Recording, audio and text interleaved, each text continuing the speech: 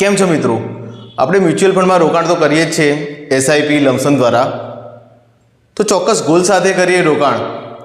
તે માટે તમને એક ઉદાહરણ લઈએ કે જો કોઈ વ્યક્તિને રિટાયરમેન્ટ પ્લાનિંગ કરવું હોય, એ વ્યક્તિની ઉંમર 23 વર્ષ છે, તો 60 વર્ષની એક ઉંમર એવી આવે છે કે માણસ મેન્ટલી ફિઝિકલ રિટાયર્ડ થઈ જાય છે, કે હાલ જે કામ કરી શકીએ છીએ એ 60 વર્ષની ઉંમરે એ કામ નહીં થઈ શકે. તો પ્લાનિંગ કરવું હોય કે એમની ઉંમર 23 વર્ષ છે, એટલે કે 60 વર્ષ થવામાં 37 વર્ષ બાકી છે, એટલે કે હાલ 2025 છે તો 2062માં એમના 60 વર્ષ પૂરા થશે. તો અહીંયા ડેટા આપણે લઈએ કે એજ 23 વર્ષ, રિટાયરમેન્ટ એજ 60 વર્ષ, મહિનાનો ખર્ચો અત્યારે એમનો 15,000 છે, એ રીતે ગણતરી કરીએ અને લાંબા ગાળાનું રિટર્ન 15% લઈએ અને એનું કેલ્ક્યુલેશન કરીએ કે જ્યારે 60 વર્ષના થશે ત્યારે મોંઘવારી સાથે એમનો મહિનાનો ખર્ચો કેટલો હશે, તો એનું કેલ્ક્યુલેશન કરીએ.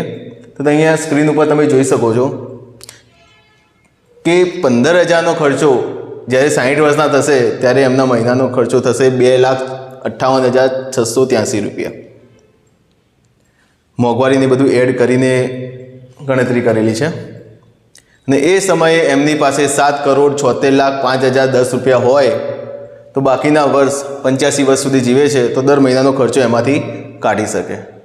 તો એમને અત્યારથી શું કરવું જોઈએ, કેટલાની એસઆઈપી કરવી જોઈએ, કેટલાનું લમસમ કરવું જોઈએ?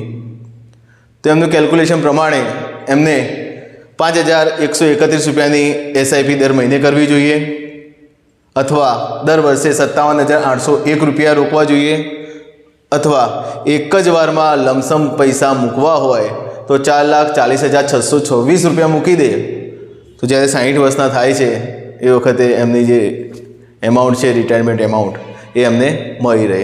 તો આ જ રીતે તમે પોતાનું રિટાયરમેન્ટ પ્લાનિંગ કરવા ઈચ્છતા હો તો તમે મારો સંપર્ક કરી શકો છો. The smart investment. હું પવન વડગામાં. મોબાઈલ નંબર છે 97,266,74,580. અને આ ચેનલમાં તમે નવા હો તો મારી ચેનલને તમે સબસ્ક્રાઈબ કરી શકો, તો આવનારા વિડીયો હું તમારી સુધી પહોંચાડી શકું.